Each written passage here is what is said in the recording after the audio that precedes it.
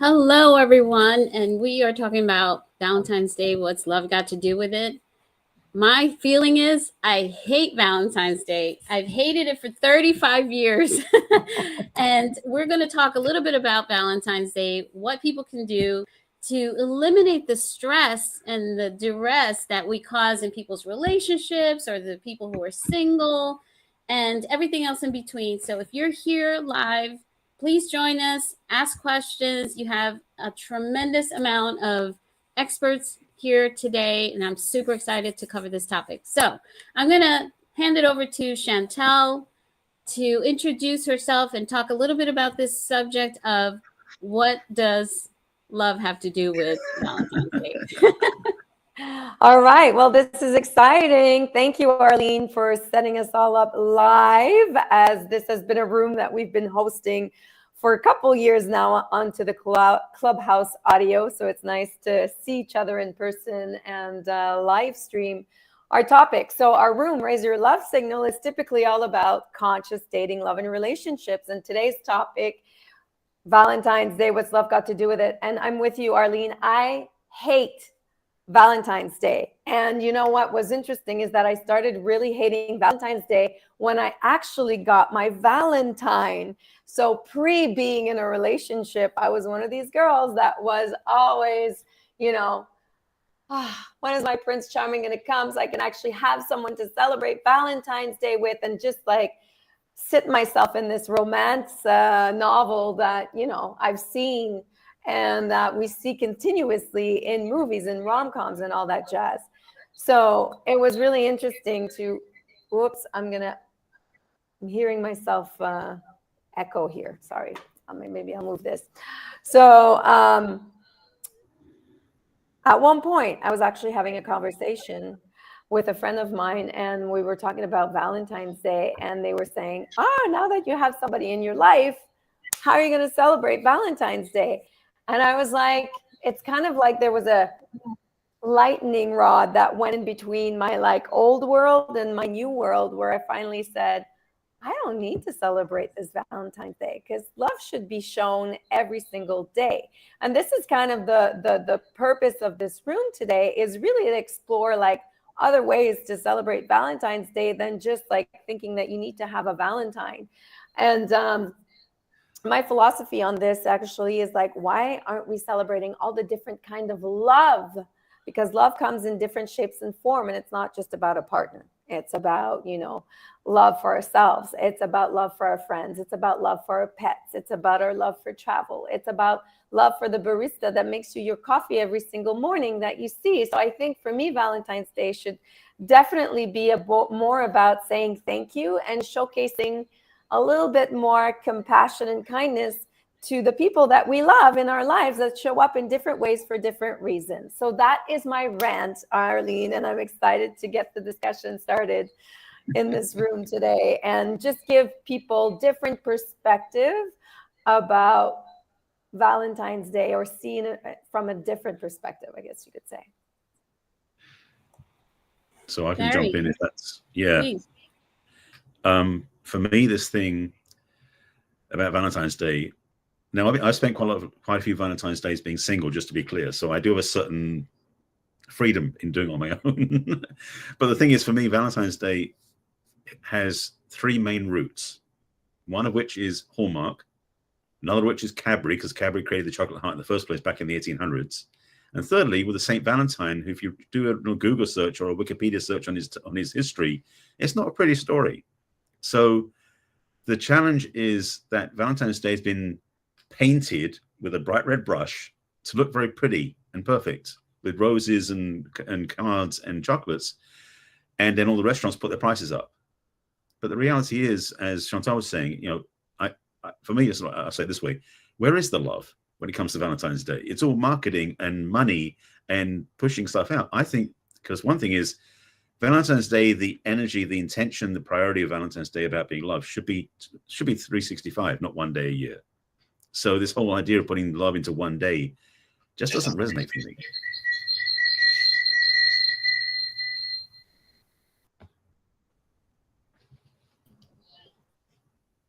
I could not agree more. MJ, I'd love to hear your perspective on this one. Yeah, just before I just saw two more guests that I can't see on the on Yeah, the live. I'm going to attempt to get them on the screen here. Sounds good. So I decided to pop out for a little bit. For me, Valentine's, I had like a semi-existential question about Valentine's a couple of years ago, where I was looking at what was going on and like the frenzy and like the automatic way of kind of like, oh, you have to go get flowers, you have to do this, like the stress behind it. And I was like, okay, why is Valentine here for? What's the point of Valentine? What's the story behind Valentine? Why is it this one day? And is it really about love? Because it's so commercialized that I was like, I don't know that people are really focusing on the love part. They're more focusing on the, it's this day, therefore I should do this to be able to fit into that category kind of thing. So to me, it was, let's kind of take a step back and reframe what exactly Valentine is for us, as opposed to what it's supposed to be based on the commercialization of it. Because originally Saint Valentine's Day was a Christian holiday to take over a pagan holiday. I forget the name of it, that had to do with fertility.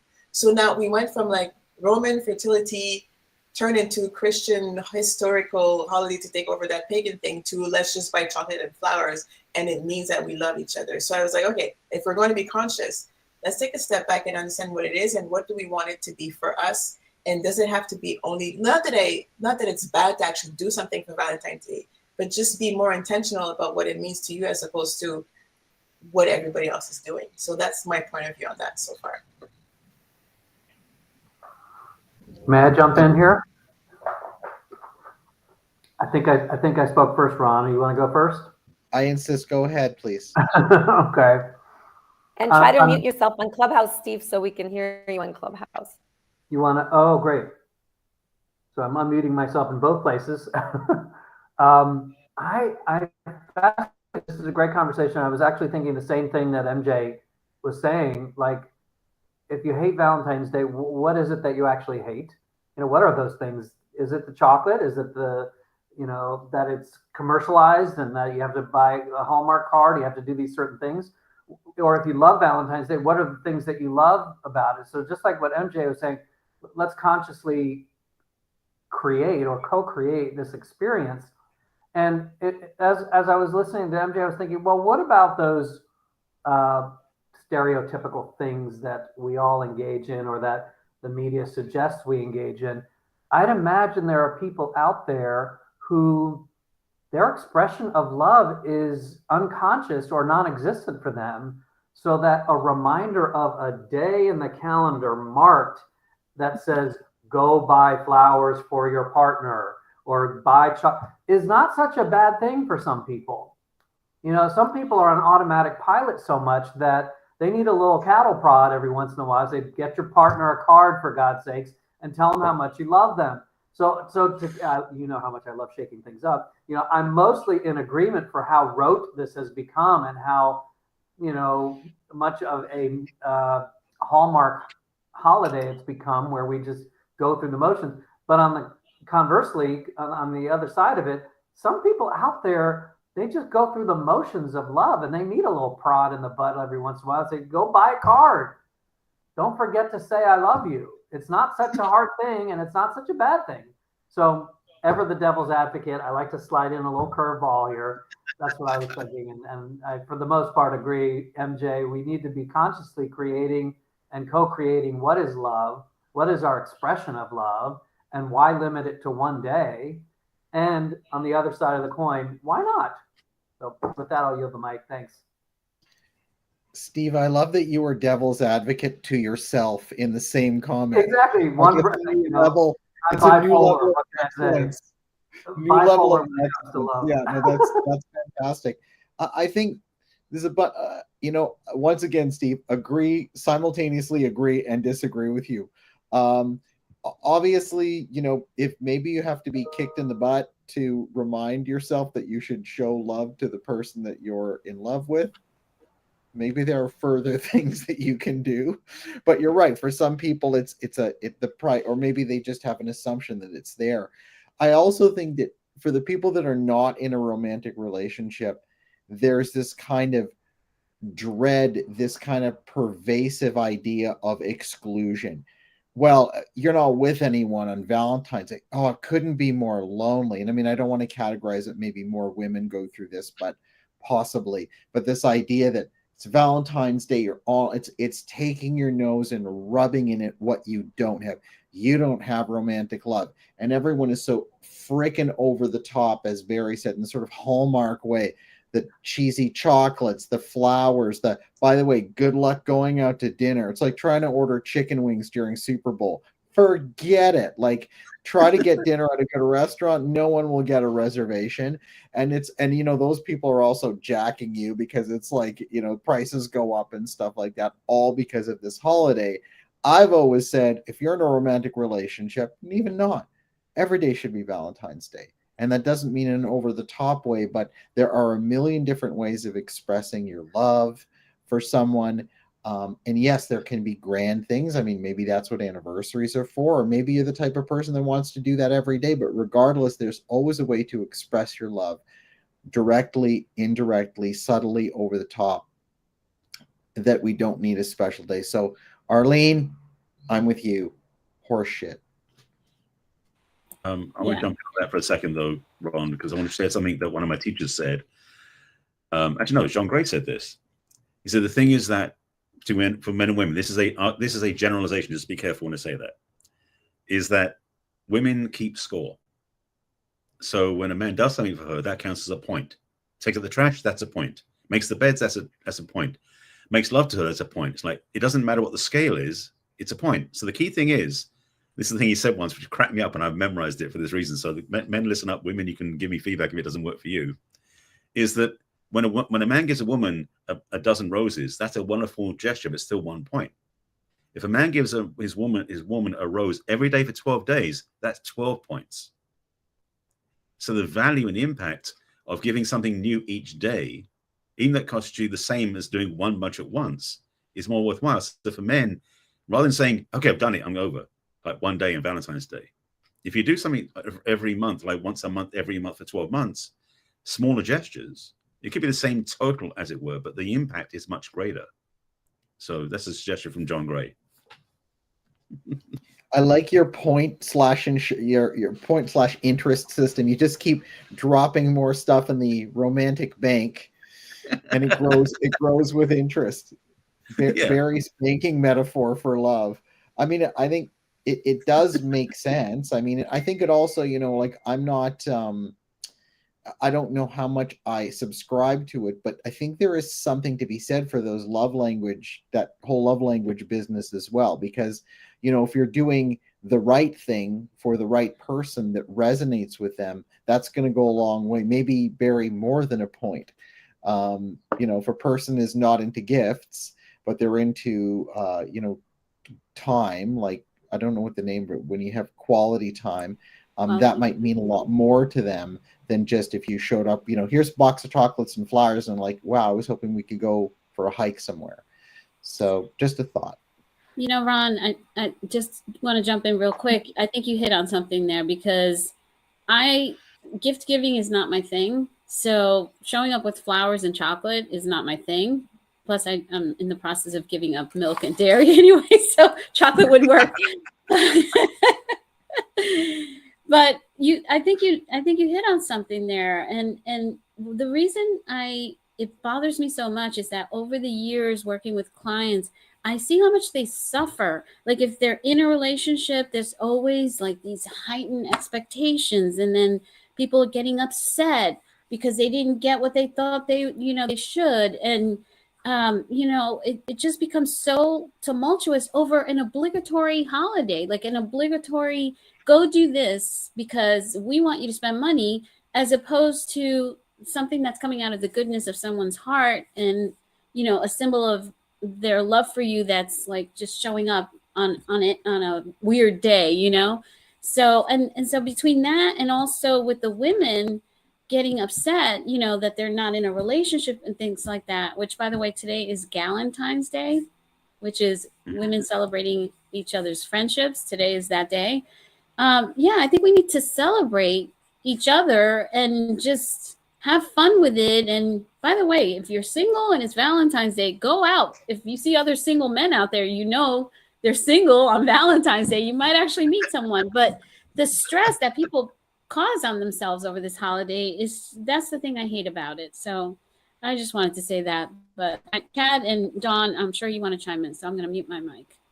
Yeah, you know what I've been thinking is a little contrarian is it's kind of like Lunar New Year or Gregorian, New Year on January 1st. It's a love month, and it's usually a low month as far as work, etc. So, I mean, it's just part of Chantal's idea of this is the love month. So why don't we just make it where it's like a reminder, this is a month to work on it, because you can create a new habit in about 21 to 35 days. So use February to create the new habits. And the 14th is just a time to celebrate, or do it 4 days before or 4 days later as a, hey, we're making some progress. But with micro strategies, it could be like whoever you're with. If you're with yourself, do a relationship inventory and ways that you want to increase love for yourself and things you want to date and do for yourself. If you're with another partner, it's like, hey, how are we doing on our, obviously do a monthly check-in, but then do an annual 3-year, 10-year. How are we with our vision? What are we doing? Let's break it up each week. We're not going to spend all day doing it, but let's break it up across the month and have some fun and have some thought.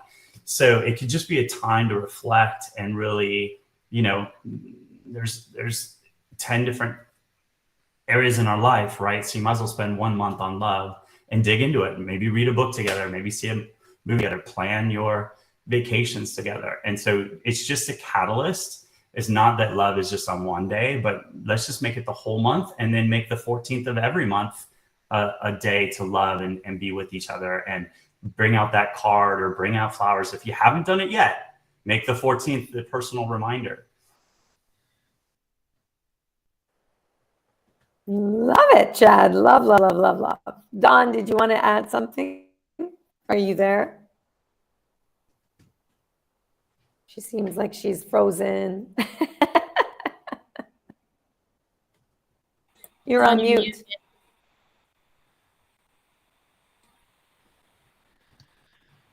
We can definitely see you, Dawn, but we can't hear you. So, Chad, you know what you were saying about creating a habit in 21 days? What I learned about that's like a fallacy of something that was conflated. It came from a plastic surgeon who determined that when they do plastic surgery, it takes about 21 days to become acclimated to the surgery. And so then that became the thing about forming habits in 21 days. But typically, it would probably take more like 60 something days. On average, like 66 days. So you could just do February and March. Exactly. There you go. Well, I believe every day should be the day of love. And I think, it sounds corny and tacky, but think about it. We love to, it's our specialty. It's why we get together as a group, is to really bring people to a whole other level of love. And, I recently read something that stayed with me. It's people are in love with the feeling of falling in love and being in love. They're not in love with staying in love. Mm-hmm. And that was just oh my God, you're so right. So for me, that's why when we were talking about exactly what Chad said and what everybody has shared right now, it's like, how can we make Valentine's Day? And I actually like the lead up to Valentine's Day, just discovering more about the definition of what we think love is, which is just this little nugget that we think we know about when there's so much more out there to explore.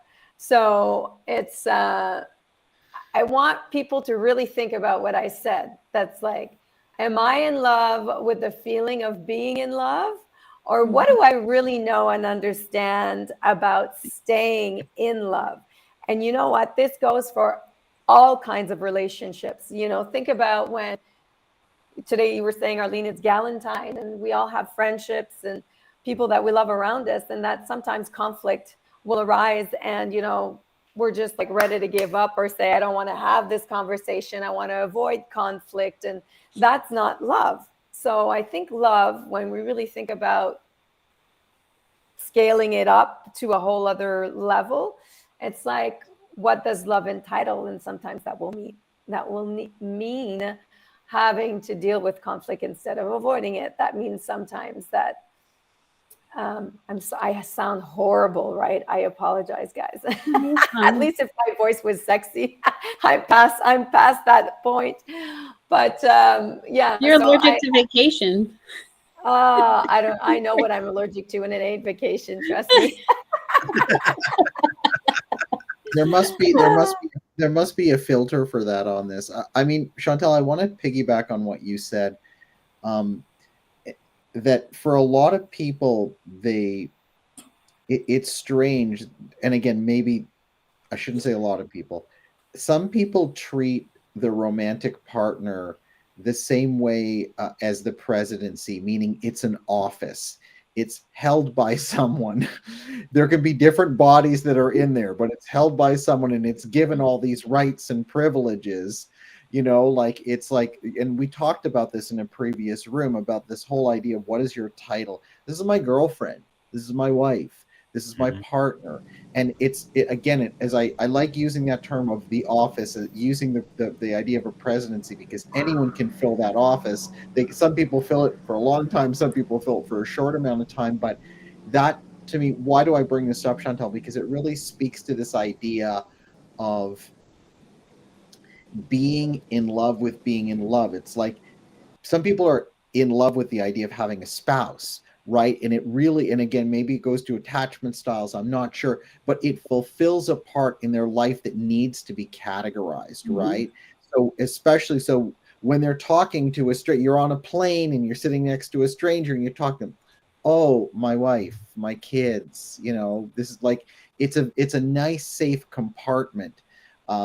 That makes you normal, like it makes you like everyone else in the world who's in a relationship. But I think also there's, and again, I know I'm diverging a little bit, but it has to do with this idea that, you know, Chantal, you talked a long time ago about there being three people in the relationship, you know, the partners and then the relationship itself. And some people almost treat it like an entity of sorts. And in doing so, I think the unhealthy version of that is giving it qualities and characteristics and all these other things. And it's like there's a human being in there. Barry, I can say you look like you're chomping at the bit. Yeah, I am too. Go ahead.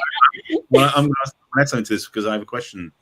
In your informal survey, is it all men and all women, or is it some men, some women, or is it all men, no? What's the combination? Because my thought is, because we men are wired to accomplish goals, that we may have it built into us that when we get the girlfriend or the wife, it's like a new level in a video game type thing. It's like a next level. Great, I've achieved girlfriend status. Oh, now I've achieved fiance status, you know?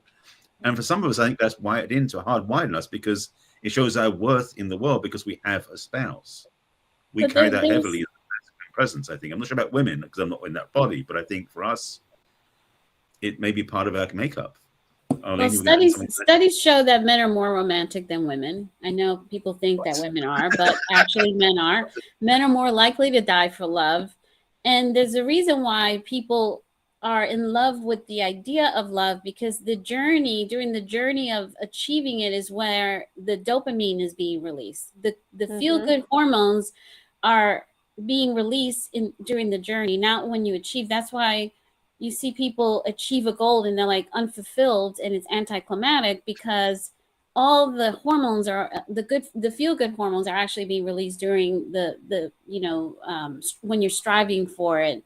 And so that's why I think, the work that Chantal does, and I work in this area too, of helping people understand the effort about relationships that comes after you've reached that goal, because it's, the rom-coms only talk about that, where it's like, okay, boom, you just want to get the guy or you want to get the girl. But that after that, what happens, right? That's where the effort begins. And that's the challenge, that people are not taught this in high school. They should start teaching this in high school, in college, and really get people to understand what relationships are really all about, so that it's not a shocker to them, or they don't have these crazy ideas of what relationships are, that it's going to solve all their problems, that they're going to be happy, that, all this other stuff that is just not, they're all expectations, which is a word that I avoid in my vocabulary, but that's really what those things are, because they're based out of nothing. But yeah, so I think we're on the right track. Do we want to rename? Introduce everyone. Do we want to rename the room to be what happens when the dopamine runs out? Because I think that's Next week. Well, like Barry said, you need a new goal. That's what, men are very wired that way. So it ran out, you got to this point, now you need the new goal. And I guess that's what keeps us striving for self-actualization. I don't know.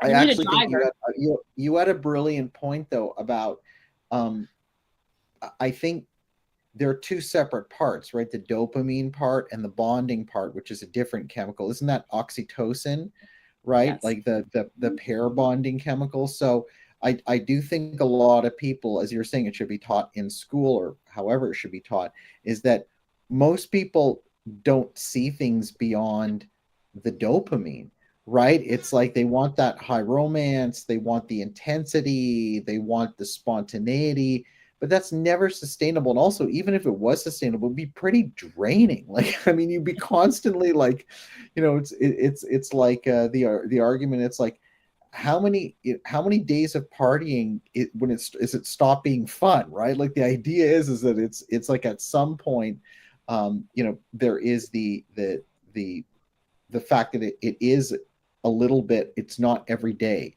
something to look forward to. And I think we can also go back and forth, but it's really hard because we're talking about these biochemicals, which are massively more powerful than, even illegal drugs and stuff like that. They hit us really hard. And especially when you're young and we don't have any nuance, it's like we're possessed by them. Mm-hmm. And the thing is that everything in life is analog. It's really not digital. It's like not, you got to have the ups and downs in order to know what's good and bad, what feels good, what doesn't feel good. If everything just feels good all the time, I think you would get bored with that too. Just like if everything's 100%. Bad all the time. So I think everything has to kind of have that, up and down motion. I think our lives are just wired that way. It's human. That's the human experience, I believe. I think we should introduce ourselves. Dawn, were you trying to say something? Because you're still muted, I think. Yeah. Yeah. Yeah, you're definitely muted. Yeah, so Barry, why don't you introduce yourself and we'll go down the line. So my name is Barry Selby. Tada, surprise that is. I'm a relationship expert, inspirational speaker, best-selling author, spiritual guide, etc., etc., etc. If you're watching this live on any of my pages, you know where I am and who I am. I am launching a new program actually called Love After Heartbreak, because I think after tomorrow, there may be a lot of people like that. So the thing for me is that a lot of my clients have gone through heartbreak and haven't done the work to heal. So they're looking for love to replace what they haven't healed yet versus actually healing first, then going out and finding real love. So that's kind of my focus in my work. And I've been working with women for the last 12, 13 years. And the end of last year got a real clear message that I need to start working with men as well. So I'm working with both genders. Because the thing I talked about, I was on a podcast last week talking about, can men open their hearts without giving up their balls? Because that was the journey I went through. So that's my little tagline to leave it there. I love that. MJ. Good evening. I am MJ. I am an artist and a conscious relationship facilitator focusing on the art of love and the love of art. I host events online to talk about different topics related to a conscious relationship. And sometimes I've been starting to do a little bit of online, not speed dating, like slow speed dating, essentially, to make it a little bit more conscious.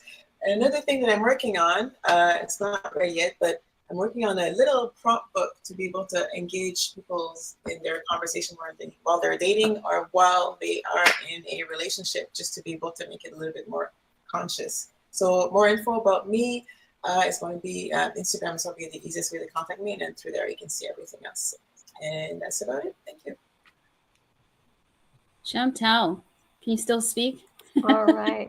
This is so much fun. I have to say, I was skeptical about the whole thing, but it's so great to be able to actually see our faces, well, your faces, when we are talking and interacting in this way. So thank you, Arlene, for setting this up. My name is Chantal. I am a love and relationship coach. My specialty is two things, is other than doing all the dirty work in between and the healing, but it's mainly helping you.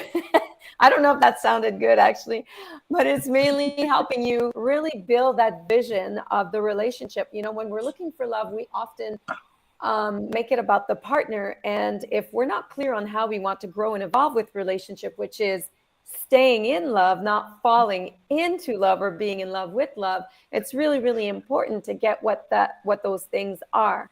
So, and then I also teach you how to be in relationship, because we've never been taught any of this shit ever. So how the hell are we meant to even succeed? So I think the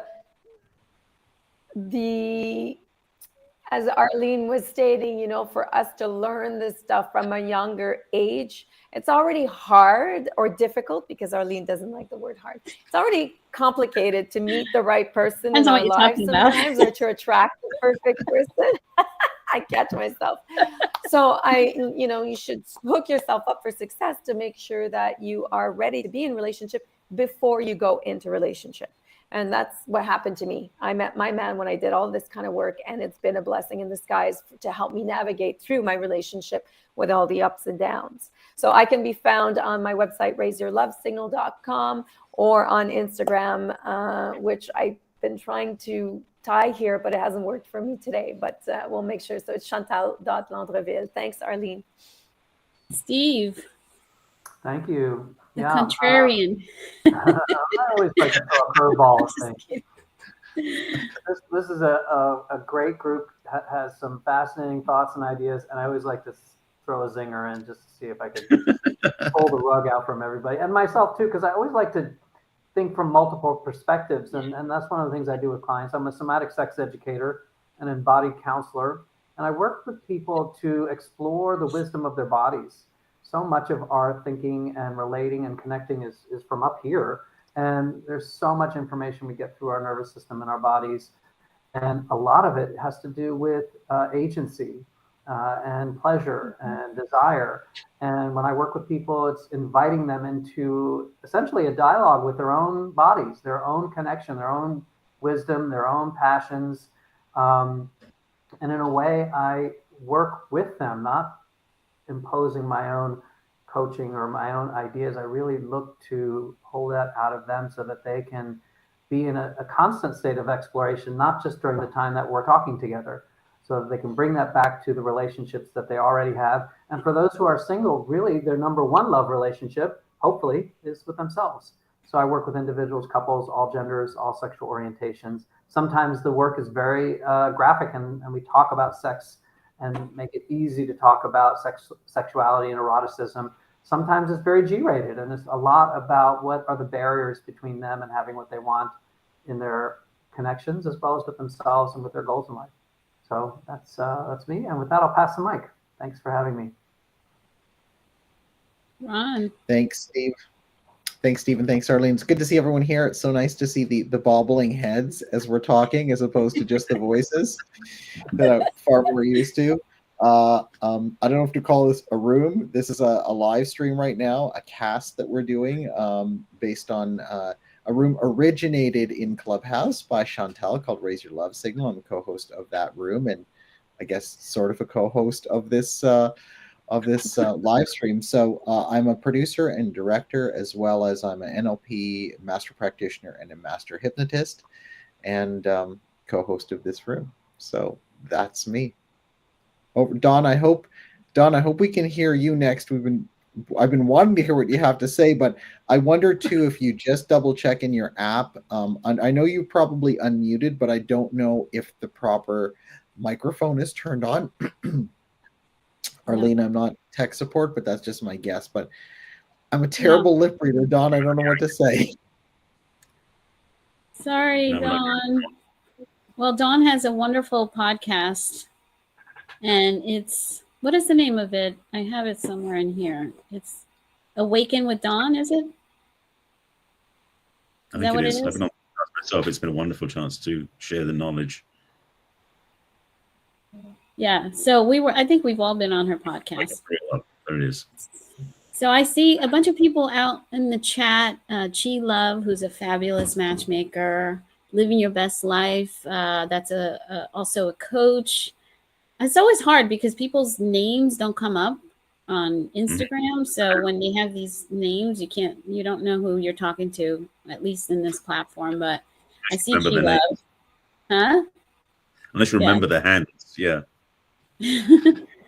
Yeah, so By for the way, anyone who doesn't know me, I'll do a quick intro. My name is Arlene Washburn. I'm a science-based dating and relationship coach and a matchmaker, and I'm on a mission to help people achieve their relationship goals. And it's unfortunate, as Chantel says, that this stuff is not taught anywhere. And, you were talking before, Ron, about the three entities. I've been saying that for years and years, that there really are three entities here, because when you are in a relationship, you have to really respect yourself. You have to respect your partner, and you also have to respect the relationship. They've actually done studies that people who go into relationships, respecting relationships and honoring relationships, actually tend to last for the long haul. So there's actual data that shows that. So because there are three entities at play, and when people end relationships, a lot of times it's because the we, right? Because there's you, there's me, and there's we don't work. It doesn't mean you're a bad person. It doesn't mean I'm a bad person. It just means that we are not good together, and this is not a relationship that should continue. So there always are those three entities, because even when we're in partnership, the way we change and the way we shift, because somebody's Sorry, that was feedback. me. Because there's a certain level of compromise and just being around. Like, that's why they say the 5 people that you hang around with are the people that kind of tend to influence you and your accomplishments and everything about you, because your partner being one of those big parts of your life, you start to sort of like turn into each other. You start to look like one another. So yeah, relationships is so interesting. And I guess what I would love to ask you guys is, what would you tell people who are single, who are going into tomorrow with this idea of failure and, feeling that they haven't accomplished a relationship, and therefore, here we go again with another holiday. Oh my God, this and that. Like, what could you say to them to get them to have this paradigm shift and not punish themselves that way? What ideas do you have? I guess we can go in like the order that we're in. That might be easier, Barry. Oh, so you want me to go next? Okay. I guess the thing I'll say simply is, if you're still awake and alive and you're standing up, you're not done yet. So don't think it's over. I don't think you never get a chance, because that's the one thing people do. Is like, I'll never find love. It'll never show up for me. It's like, stop telling yourself lies. Mm-hmm. It may not happen this week. It may not happen tomorrow, because tomorrow's the day. But why would you sell yourself out to Hallmark? So for me personally, I would say be honest and be open. We talk a lot in this room about, the self-relationship being a priority. All of us have that focus, I think, work as a priority, because the truth is, when we keep looking out there for love and not doing the work inside, it's harder to find. But when we do fill up our own battery first, so to speak, when we do learn to put ourselves first and appreciate ourselves, first of all, we're not desperate. Secondly, we're more attractive. That's a clue, by the way. And 3, when we meet somebody, we can be enjoying the experience versus, oh, you're going to save me from myself. That's a real messy way of doing it. So, I mean, whoever wants to jump in, we don't necessarily have to go in order. oh, now you say that. Well, I'll let MJ go. Kind, she wanted to go, but I'm burning fire. I want to share something that I got inspired by. Go ahead, MJ. All right, I thought you were going good. Well, the thing that comes to mind, if you're single and going into Valentine's Day, not feeling too good about it, is to reframe your perception of Valentine's Day and don't exclude yourself from it. It's not because you don't have a partner that you can't celebrate love. So if you reframe the whole like idea of like Valentine's Day is not necessarily buying chocolate and being part of an exclusive club, it's about celebrating love. If you are single, maybe treat yourself. It's almost like make yourself worthy of receiving whatever it is that you would like to receive for Valentine's Day. So if you love flowers, buy yourself flowers. If there's something, just so you don't exclude yourself, because we're waiting for somebody to be able to do something for us, and then we feel bad that we're not part of the club, and it's almost as if we're telling ourselves that we don't deserve to have love because we're single. So if we can reframe that and be like, okay, it's Valentine's Day. Valentine's Day is not just about receiving, because we've been trained for that, right? Like as we were kids, I remember as a kid in preschool, we on Valentine's Day, like there was like who's going to buy a card to who and who's going to buy flowers for who, and then the people that didn't get anything would feel bad about it because we've been programmed for that, and it almost meant that, well, if nobody's giving you flowers, you don't deserve to have it, or you don't deserve to be with somebody. So it's really reframe the whole thing, acknowledge that it's okay, it's one day that you can celebrate love if you want to, and you don't have to wait for somebody to do it. Celebrate love for yourself. Make sure that you receive that part that makes you feel love, and whatever that is for you. It doesn't have to be chocolate, it doesn't have to be flowers, whatever it is that makes you feel love that you can do for yourself, because a lot of the time we don't do that for ourselves. Take a step back and give yourself that, so then you can also celebrate in your own way Valentine's Day for yourself. So that's what comes to mind. And I'll pass the mic. That's great, MJ. Great insight. Love that. And I think, to reiterate, it's just about why we're having this room today. It's just changing our perspective on how we perceive what Valentine's Day should be, because we've been like completely, inhibited with like those rom-coms and Disney-fied stuff. Like, I mean, who the hell? No, we don't need that. So, I'm sure 16.1 million people watched the Super Bowl last night, and I have no care in the world for football, but I did want to see Rihanna. It's always about the halftime show. And when she first started actually performing, I was like, two things. I was like, wow, she didn't dress like a, all like bam, bam, boom, showing everything off and just like as she usually is. But there was something different about her. I was like, man, she looks like she's singing in front of 10 people, not 16.5 million people. She had such a demeanor of self-confidence. And then it dawned on me, I was like, wow, that girl has arrived and she has nothing to prove to anybody. And that feeling of empowerment, I was just like, wow. When we talk a lot about self-love, because, as Chad said, I made February the month of love. How can we learn to celebrate all the different areas of love that we never take the time to celebrate or think about? Ourselves is that. So if you are single and you're either feeling sorry for yourself or wishing, why me, why not, I don't understand, like all of this kind of stuff. And trust me, I've been that person for, a long time. It's fine. But just sit and ask yourself the question, like, what if I actually did change my perception about what this holiday means? And I remember, because me and my storytelling people, one of my best friends, her birthday for her 40th, she wanted to go to Greece. Her dream vacation was to go to Santorini. And she had always said, I want to do this with the love of my life, or the person that I will share my life with. And she was about to turn 40 and there was no man in the, and then she looked at me and she said, would you want to go with me? Like, if there was anybody else that I would love to do this trip with, it would be like, my girl. I was like, absolutely. We ended up doing this trip and having the best time. And today we still talk about how she changed the mindset and the story we choose to tell ourselves about these sometimes fantasies we create, or limit ourselves to experience it in other ways until it's thrown in your arms. It's like, just be open to hearing, listening, experiencing, thinking about things differently on this Valentine's Day. And do like MJ does, do something to treat yourself that you typically never would. It's always fun. That's it. Who knows? Your friend might have met someone on vacation. That always happens sometimes.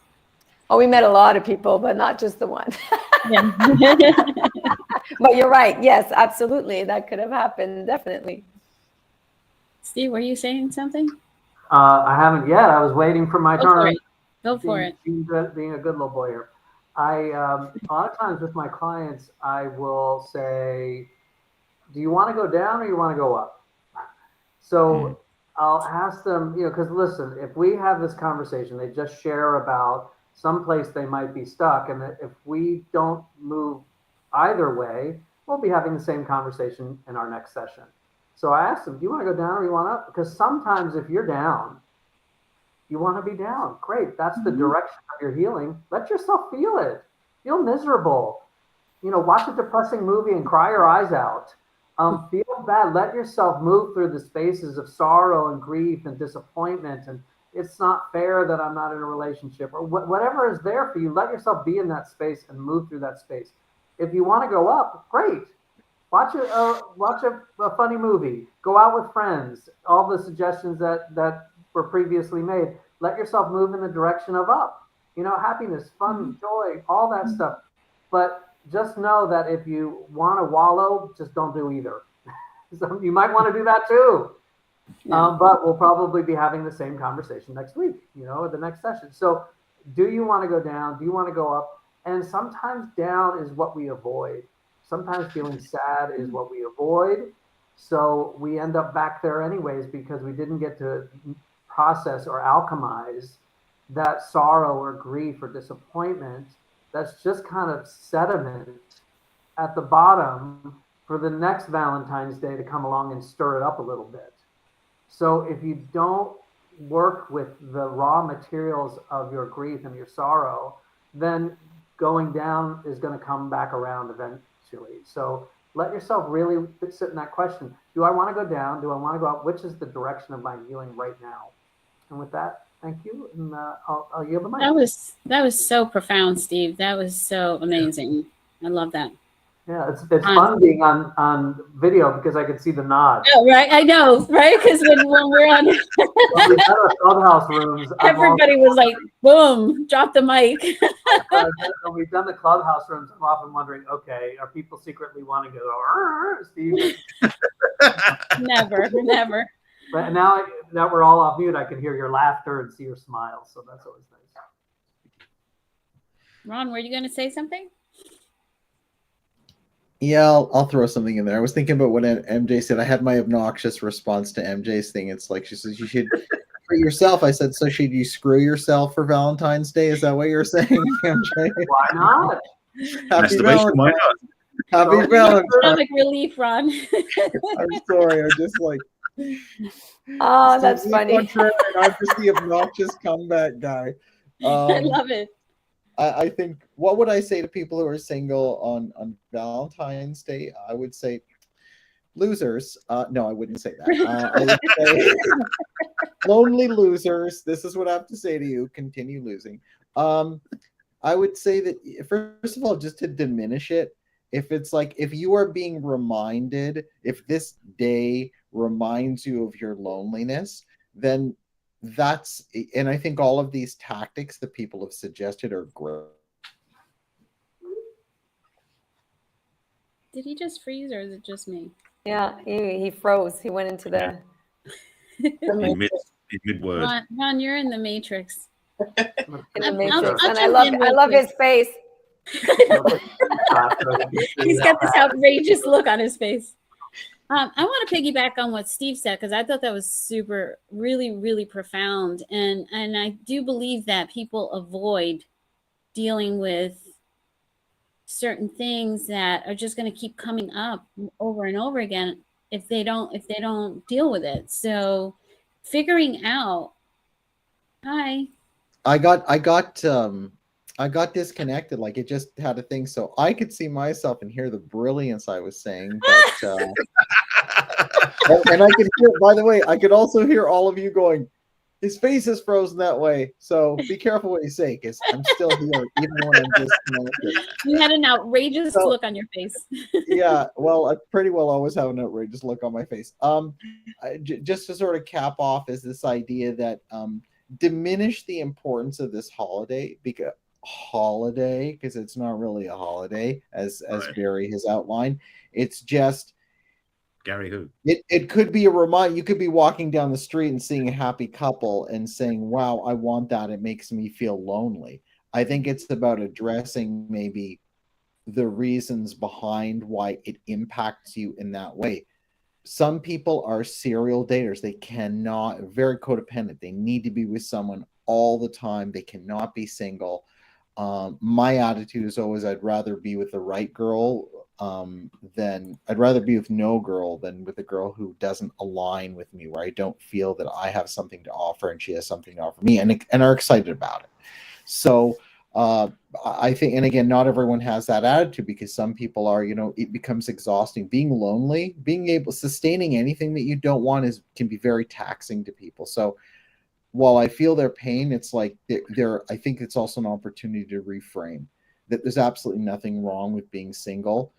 Loneliness is a human condition, but also I think an opportunity, as Steve says, as we say all the time in this room, take agency over it. Look at yourself and saying, why is being lonely bad or wrong, or why does it make you feel not happy? Something to examine. So probably the opposite of I'd rather just be out getting drunk and then having sex when we come home on chocolates and roses, but work up to it, I suppose. So I don't know that I've offered any excellent advice today, but it sure feels like I have. Anyway, it's a lot of fun. It's a lot of fun listening to No, I think that's totally excellent, Ron. And combining with what Steve is saying, what you can do is just notice your capacity, right? So if this isn't something you normally do, just try it for 2 minutes. Okay, I'm going to just feel that feeling. I'm alone.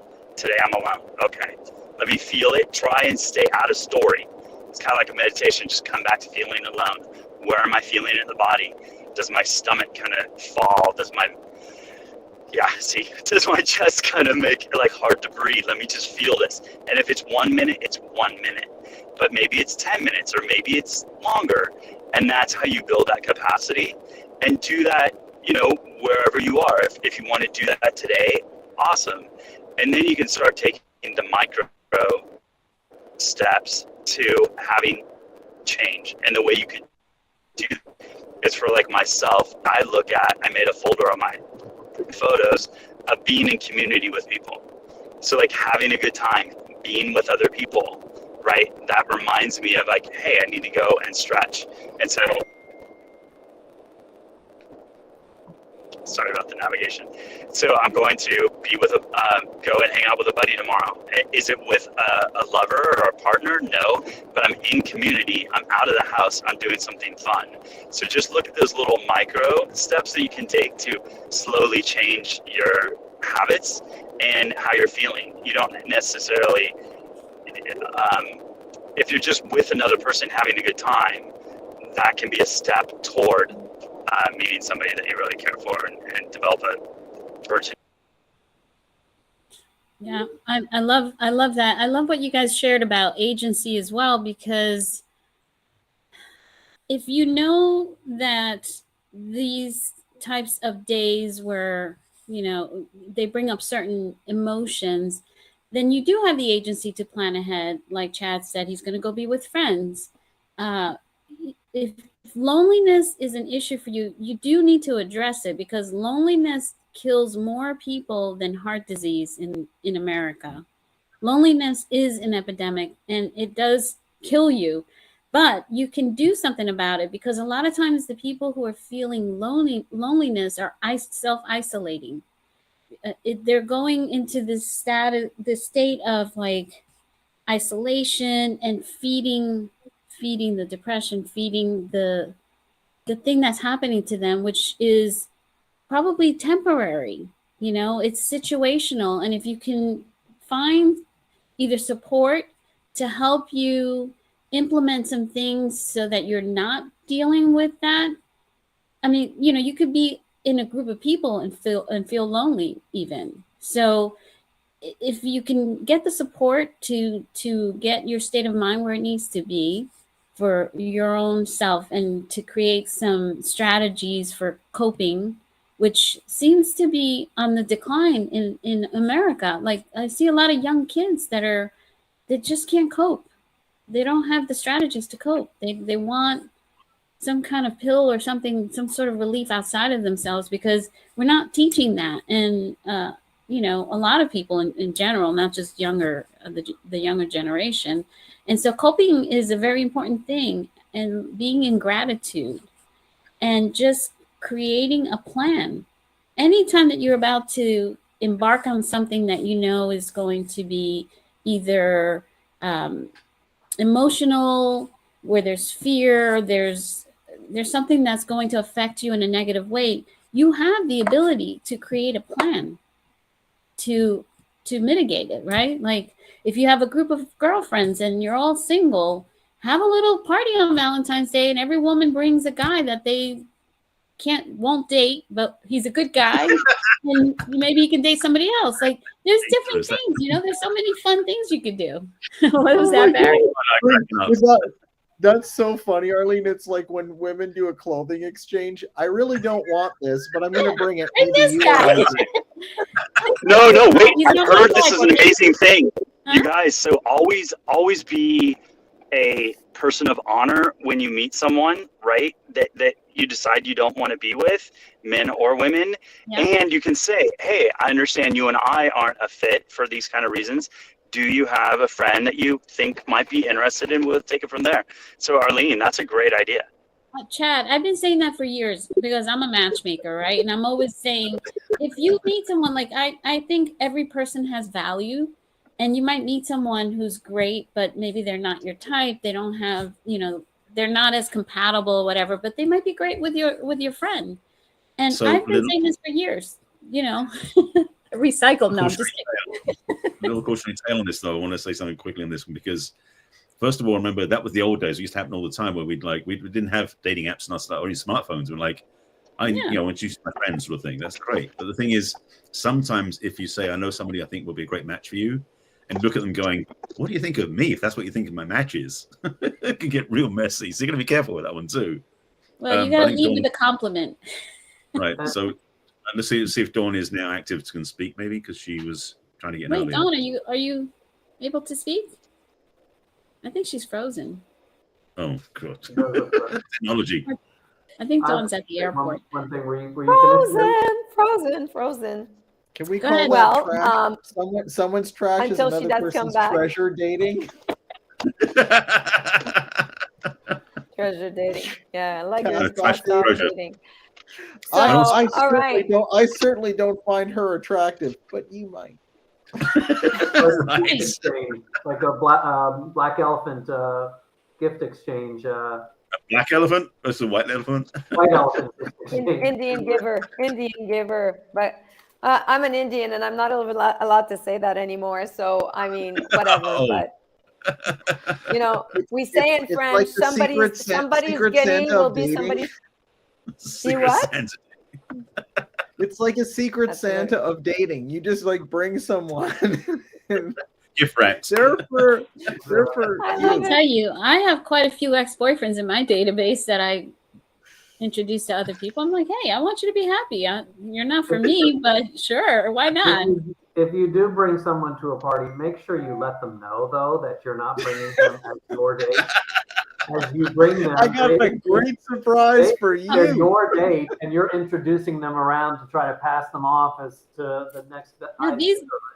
These are very common parties. So you definitely want to have that conversation up front and say, hey, I'm going to, I want to go to this party. It's for singles. Every single has to bring someone of the opposite sex. Obviously, we're talking about heterosexuals. So it's an opportunity for someone to meet someone, and we'll just have a great time. And the idea is go have fun. Somebody said that before. Just go have fun, because that in and of itself raises your vibration, and it helps you attract someone else. Like even if you're somewhere laughing, you become so much more attractive. If you're at a bar laughing or whatever, if you're miserable, you're just not going to attract anybody. It's like your light is off. Yeah, but we have been here for over an hour, if you can believe it. And I know. I was just going to say, yes. So Arlene, I wanted to ask you, because I can't believe it's been an hour. So, I mean, because it's a live stream and sometimes people have short attention span, Did you want to wrap up the room? And then I think what would be great to do as we wrap up the room, since we do have people that are married, that are single, that all kinds of people on this panel, is to share what you will be doing for Valentine's Day tomorrow after this conversation that we've had and the different perspectives that we've shared on how we can actually expand how we celebrate Love Day, not necessarily Valentine's Day. What do you think about that? Yeah, that sounds good to me. I will be having a very normal day. My husband knows not to come over here with flowers and candy. If he's going to do that, it'll have to be today or the day before or some other day, but not on Valentine's Day. He knows where I stand on that. And I'm like I have all these little pet peeves. So if I'm going to have flowers, fresh flowers in the house, I have to have cleaned the entire house. It needs to be cleaned and then I can add flowers. If the house is not freshly cleaned, I can't do it. No wonder she's the best organizer for a group. I have these silly idiosyncrasies, but yeah. So that's my other thing. Poor Dawn, she's just sitting there. She hasn't been able to participate. Well, she's doing Galentine's Day tomorrow, so at least she shared. She will be doing Galentine's Day. Barry, what are you doing tomorrow? Dawn has been contributing in the private chat, by the way. She's been sharing. Oh, good. For me tomorrow, well, I have a couple of usual live streams to do on Tuesday anyway, and I'm actually going to be a guest for a friend who's doing human design readings for Valentine's Day, so I'm going to do that. And then tomorrow night, yesterday I decided going to go. My favorite radio station in LA, KCRW, I'm a member of the station, is hosting a Valentine's Day for singles music and dance thing at a brewery in downtown LA. So I'm going to be down there tomorrow evening. Cool. That's the fun. MJ? Thank you. For me, it's going to be mostly a normal day, but I do have a little talk, like group discussion about Valentine's Day that's going to happen the same day. But other than that, single. This year is more like take it as a normal day as opposed to trying to do something special for the day. So yeah, that's me. Amazing. I want a full report on what you will have found to do something special for you, Missy. And because I know you're always busy and doing a bunch of stuff for other people. So I want to report on what you did for yourself. Well, in my case, I will have a later morning with my man in bed. It's our favorite thing to do is just to lay in bed and have like a chat, coffee, and not rush. So we'll treat ourselves to that tomorrow.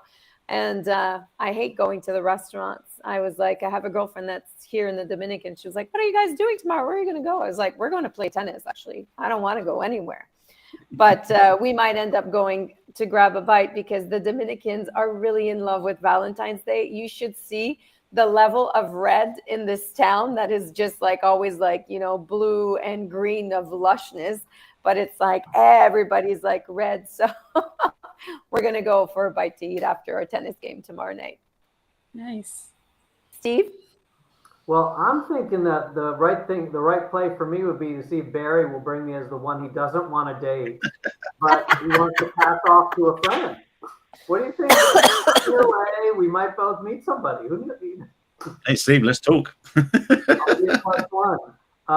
that, if I don't do that, I'm going to go down. I'm going to be feeling sorry for myself, be miserable, wallow, maybe, or I might go all the way down, or I might buy myself flowers and have a nice day at home. I love what you said about cleaning the house. When I do buy flowers for myself, which I do every once in a while, I do clean the apartment first. Mm-hmm. Because I'm not going to put a beautiful set of flowers on a dusty surface. So I'm kind of the same way, but not as deliberate as the way that you said, Arlene. But I do like to clean my place, and I do like to buy flowers for myself. So we don't know. I'll report back later, and Barry and I maybe we'll connect. And listen to some sad songs. Believe it or not, that actually helps you come out of being depressed. If you feel, I got playlists all about sad. Yeah, that actually helps you. It's counterintuitive, but Ron, what do you do? I don't remember that helping me. I used to do that to make myself cry to death. Like, I'm all out of love. I'm so lost without you. eyes spraying tears. Yeah, there is a study that But it talks comes about out of that. your body, though. That's the thing. Like, you don't keep it True. into your body. You Mhm. actually express it, Very and it true. comes out. And then, at least for me, after a while, the songs becomes more hype, and then it's more about dancing and enjoying the music for itself. I think so. It helps. Yeah. It's like it's you guys have a whole. You should do like a playlist where it starts really dark and moody, and then it becomes like all upbeat, "Walking on Sunshine." I thought Steve was gonna go this route with his contrarianness. I thought he was just gonna buy himself a bag of flour, instead of a pack of flowers. He's like whole wheat, gluten free, white. Which one should I get? Red flour. Valentine's Day means absolutely nothing to me. Most days mean absolutely nothing to me, except it's another day of living, which is a great thing to be. I've been on a couple of dates with this girl. I don't know that it's necessarily romantic, but she's pretty sweet. Like I like her. She's awesome. But I'm absolutely not going to have any contact with her on Valentine's Day because I think it's like way too much too soon. But we're actually going to be going hiking probably in one of what I call Barry's Hills in a couple of weeks. So I'm looking forward to that. But yeah, no, it means nothing to me. Like as I said, if I'm in a relationship, then every day should be Valentine's Day. I don't see it one day. It means absolutely nothing to me, except for Halloween. I'm still pitching my combination Valentine's and Halloween. I think it's the ultimate holiday. Like, just we need to promote. This isn't really, I think, what our summit is about. How can we incorporate Halloween into every holiday in a conscious way? Speaking of summit, I'm trying to get this Facebook group in there, but it's so long and the type is a little bit big. But we do have a wonderful Facebook group where this group will be answering questions and supporting for anyone who's single. And it's called the Conscious Coupling Summit. Well, that's part of the name. It's not the full name. But if anyone's interested, there's the link, facebook.com/groups Conscious Coupling Summit. And just go there. You'll be able to ask questions. We have all these experts that will be able to answer questions for you. And we'll be announcing all of what we have going on with this summit, which is going to be amazing. And so I want to invite everyone to please join us there. And we'll be back next Monday at 5 p.m. Eastern Standard Time. We're a little over time. We usually do an hour here. But this was the first test run. So hopefully next time will be a lot smoother. But that was a lot of fun. It was so nice to see all your beautiful faces. Yeah. Is there a recording of this? Oh, yeah. So live streamed out. Can you stop streaming and we can stay online for a few seconds, Arlene? Sure. Okay, well, let me end the broadcast, and I believe we can Bye, stay on. everybody. Thank you. Hope